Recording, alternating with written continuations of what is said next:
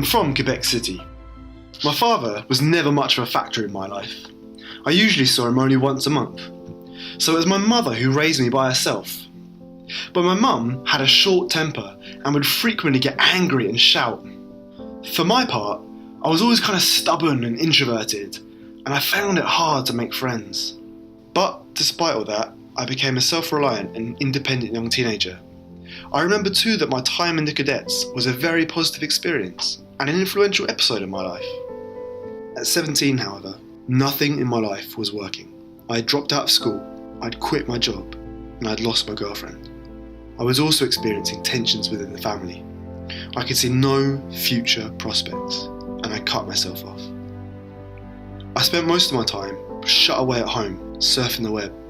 And then my life changed one day when I became aware of the violence committed by ISIS against Catholic and other cultural minorities. I found it immoral and unacceptable that the group attacked innocent people for religious, social and political reasons. And I didn't understand why Western governments were doing nothing practical to defend the victims of terrorism around the world. I also became aware of the existence of armed groups, like the Kurdish forces who are fighting against the Islamic State. These groups present themselves as teams of professionals and as volunteers committed to defending the victims of ISIS. The more I read about these groups and the people who were leaving to join them, the more I personally identified with their struggle. The videos in which ex-fighters talked about their commitment to a just cause encouraged me to follow their example. They talked about the reasons that led them to leave their respective countries and to fight under a different flag. These ex-soldiers were clear. If someone wanted to make a real difference, then it was one of these groups that they should join. All the information I received encouraged me to join them. I felt that these Kurdish groups were the only ones who could truly combat ISIS. Believing that everyone has the right to make their own decisions, I decided to go and join the Kurdish forces to fight against the Islamic State. First, I had to find a way of funding my journey.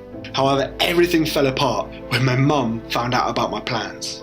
She did everything she could to prevent me from leaving, and she succeeded. I was lucky in this case because my quest for justice could have gone badly.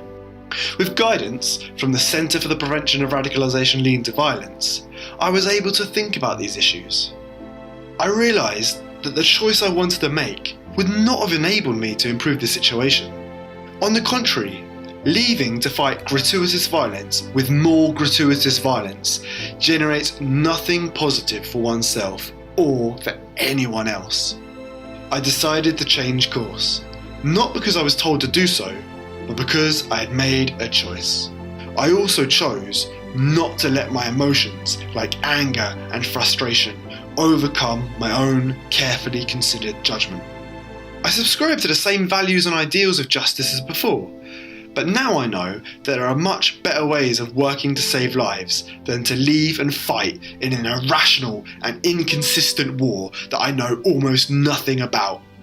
I'll never again seek to avenge one wrong by committing another.